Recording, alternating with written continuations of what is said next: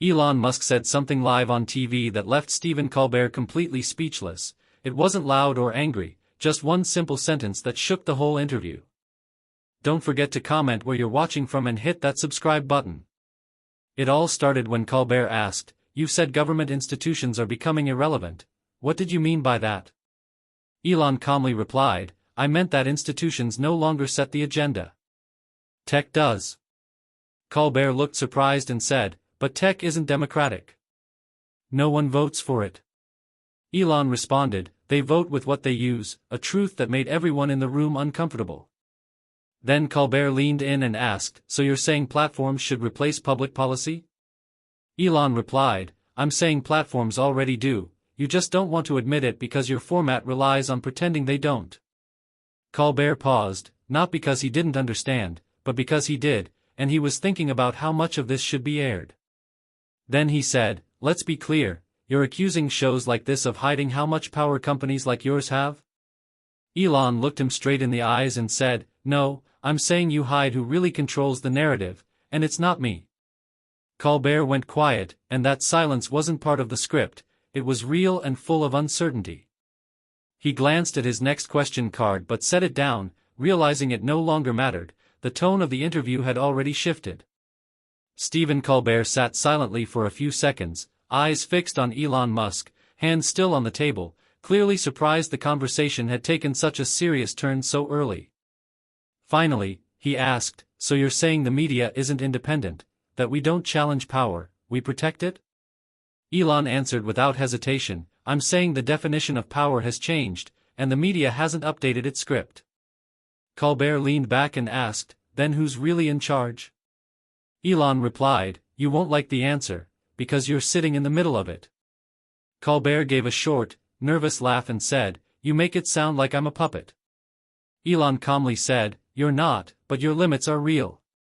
You can question the government, you can question me, but there are layers you won't touch, and everyone knows it." Colbert sat up straighter and said, "You're on my show right now, no one told me what to ask." Elon replied, "No one needs to, that's the brilliance of it. The boundaries are understood. You already know which questions will make it to air. You already know which topics will trigger calls from higher-ups. You've been doing this too long to pretend otherwise," and Colbert didn't even try to smile. "You think I'm scared to ask tough questions?" he asked. Elon replied, "I think you're scared of losing the room," and that hit quietly but with weight. Colbert tapped his pen on the table and shifted gears, saying, "Okay, let's talk about AI. You say it's moving faster than regulation, but you're the one building it, so what do you want the public to do? Panic? Trust you?" Elon answered, "I want the public to understand that by the time they see the headlines, the decisions have already been made. They don't happen in Congress, they happen in boardrooms." Colbert shot back, "And you're in those rooms," to which Elon calmly replied, "Yes, and that's why I'm telling you, this isn't just a tech story, it's a collapse of governance." Colbert locked eyes with him and said, "That's a dangerous claim," but Elon corrected him, "No, it's a dangerous reality." Stephen leaned forward again, now fully locked into the moment. "So what's the message here?" Colbert asked. "That the media is asleep? That you're the only one telling the truth?" Elon shook his head and said, "I'm not the only one, just one of the few who can say it on your show without worrying about losing something." Colbert didn't respond, and the room stayed calm, no yelling, no emotion, just a quiet pressure building between two men who both knew exactly how the game was played. And for the first time in a long time, Colbert didn't look like the one holding the script. He sat still, expressionless, the silence not for drama but because it was necessary. He was thinking, calculating, but deep down he knew the moment had already shifted. Then, ignoring his cards, he said, "You said this isn't about technology, it's about governance collapse. That's a strong phrase. What are you really pointing at?" Elon answered without hesitation, "Systems built to manage reality can't keep up with the speed of information anymore, and the people running them are pretending nothing's wrong." Colbert slowly nodded and said, "That includes media." "It starts with media," Elon said, "because it's not just the government that's outdated, it's also the channels people rely on to understand the world. Legacy outlets, filtered shows, curated outrage, edited debates. It's not journalism anymore, it's just content. Colbert looked down at his desk for a moment, then back up and asked, "You're saying this show is part of that?" Elon replied, "I'm saying this format wasn't built for the kind of answers people really need, it's built for audience retention, not truth. And you're smart enough to know the difference." It wasn't an insult, it was a statement of fact, and Colbert took it that way, nodding once with a tight expression. Then he said, "So let's break the format. No scripts, no production notes. What's the one thing you want to say right now? No filter?" Elon's voice stayed steady as ever. "People think AI is going to replace jobs, but they don't realize it's already replacing decisions, quietly, legally, and most of the time without any oversight," Elon said, and Colbert leaned in, asking, "Decisions like what?" Elon listed them off: loan approvals, hiring, content visibility, legal predictions, health access, bail evaluations, and that's before we even talk about political influence. Colbert asked, "So where's the red line? When do we lose control?" And Elon replied, "We already did. Now we're negotiating with something we don't fully understand, while pretending we're still in control." The weight of that truth settled over the room. No one spoke, no one from the crew interrupted, and for a moment, there was just silence. Colbert looked straight at him and asked, "And what about you? You're not just warning, you're building it. You own the infrastructure." Elon answered, "I own enough to see what others don't want to admit. The difference is, I'm still willing to talk about it." Colbert nodded again and said, "Until the segment ends." Elon calmly replied, "That's the other problem, real answers don't fit into commercial breaks."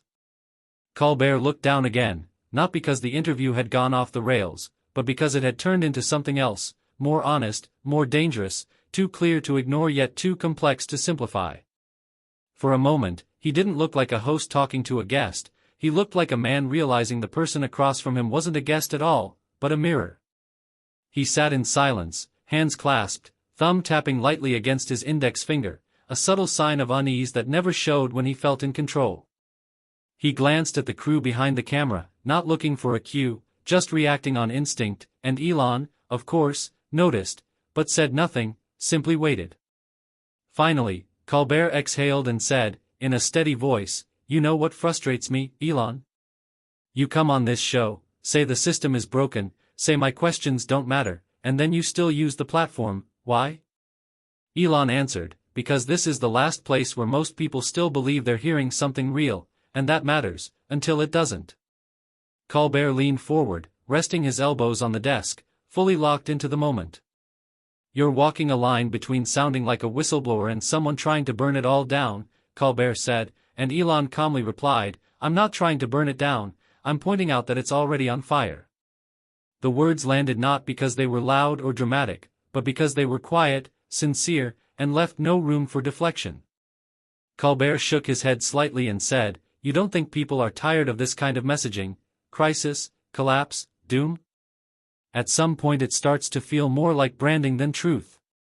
Elon nodded and said, "That's because they're numb. You repeat anything long enough, and people stop hearing it. That's the media's greatest trick, turning urgency into background noise."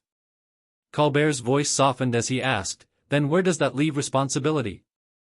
You say media filters the truth, government can't regulate tech, so who's left? You?" Elon answered, "I don't want to be the answer, I want people to realize there isn't one. There's no savior coming. No single company or law is going to fix what's been ignored for too long. It's either awareness or collapse." Colbert looked at him closely and asked, "And you really think the public's ready to hear that?" Colbert said. "No," Elon replied, "but they need to." The silence that followed wasn't dramatic or staged, it was real, a slow, creeping weight that settled in the room, like two people realizing they had stopped playing roles and had started telling the truth. Colbert finally broke the silence, asking, "If we're just part of the machine, why come here?" Elon's answer was quiet, steady, because even machines malfunction. Colbert let that sit, no retort, no defense, just a small shift in his expression, a subtle sign that beneath his usual control, he understood exactly what was happening. The interview was still going, the lights were still on, the cameras still rolling, but the script had already been abandoned. By now, the control room wasn't giving any cues, they didn't need to. Stephen Colbert knew they were already off schedule. The interview had gone past its time. It was a tense moment, a time block, but no one wanted to be the one to break it, not yet, because something rare was happening, something too raw to interrupt. Colbert cleared his throat softly and shifted in his chair. "You're saying awareness is the only answer left, but awareness without action is just panic. You drop warnings but never give direction. What do you want people to actually do with this information?" Elon didn't raise his voice or try to posture. He simply looked Colbert in the eye and said, "Start asking who benefits from what you believe." Colbert squinted, unsure if he'd heard correctly. "That's a little vague." Elon responded, "No, it's direct. If you're told something is true, ask who gains from that version of the truth. Start there. Follow the incentives. It's not hard, it's just uncomfortable." Colbert leaned forward. "You've said AI is being used to shape political thinking, to shape narratives. Are you accusing governments?" Elon replied, "I'm saying the distinction between government and private power is becoming meaningless." "That's not theory," Elon said, "that's observable. You think elections are just about votes now? They're about what shows up on your feed, how it's framed, who sees it, and who doesn't, and that's not controlled by voters." Colbert tapped his notes but didn't look at them, replying, "Sounds like you're describing an invisible state." Elon paused and then said, "You can call it whatever you want, but when accountability ends and influence keeps growing, that's not democracy. That's something else." Colbert finally smiled, but there was no humor in it. "You know, it's ironic. You're on a national network in a mainstream slot saying all of this. Doesn't that prove the system works?" Elon didn't smile back. "No, it proves the system still needs people to believe it works." Colbert went quiet, not stunned, not shaken, just aware, because that was the moment when the full weight of the conversation hit. This wasn't about AI anymore, it wasn't about media control, and it wasn't even about politics. It was about belief, how it's shaped, how it's manipulated, and how dangerous it becomes when no one knows who's pulling the strings. Colbert looked at his final question, then set the card aside without reading it. Instead, he asked something else, unplanned, unfiltered. "Do you think we're past the point of return?" Colbert asked. Elon waited a beat before responding, "I think return only happens when people stop asking for permission to speak." Another silence followed. No applause, no crew voice, just two men in a room, realizing the cameras were still rolling, but the performance had already ended. The interview technically continued, but in every meaningful way, it was already over. Stephen Colbert sat still, both hands resting on the desk, one on top of the other. Elon Musk hadn't moved either, but the dynamic between them had completely shifted. What began as a high-profile guest segment had turned into something else, something neither of them could steer back into the usual flow. Colbert glanced up toward the control room glass, but there were no gestures, no cards, no directions in his ear, just silence. Everyone behind that glass knew better than to interfere now. He turned back to Elon and said, "You've spent most of this interview questioning institutions, media, tech, government, but you haven't answered one thing directly." Elon nodded once, almost as if he'd expected this. "What's your endgame?" Colbert asked. "What's the purpose of this?" Elon leaned forward, arms resting on the table. "I don't have an endgame," he said. "I'm not trying to win anything. I'm just trying to say things. People in my position usually don't because they're told not to," Elon said. Colbert pushed, "And no one tells you what to say?" Elon shrugged. "They try, but they don't have leverage." Colbert looked straight at him. "And that's the difference?" Elon nodded. "Yes. That's why I'm here. That's why most people aren't." For a moment, neither of them spoke.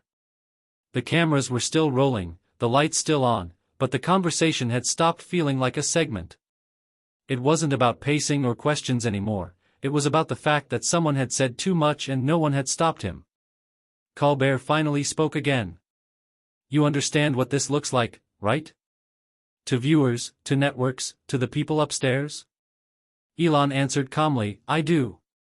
It looks like someone walked onto a set and said something that wasn't cleared first. Exactly, Colbert said. And if that's a problem? Elon added, then it's not really journalism anymore. Colbert didn't argue or agree. He just sat with it, then glanced down at his notes that no longer mattered. Quietly, he said, we're out of time. He didn't even pretend it was about the clock. Elon didn't nod, didn't shake hands. He just sat back and waited. Colbert looked into the camera and said, we'll be right back. The feed cut, not suddenly, not dramatically, just a clean, practiced end to a conversation no one expected to go that far. When the segment ended, silence filled the room. No one on the production team said a word, no one clapped, and Colbert didn't go back to his notes. He just sat there, staring at the desk, as if trying to figure out what the viewers would take away and what the network would let them remember now that the cameras were off. But the message, it was already clear.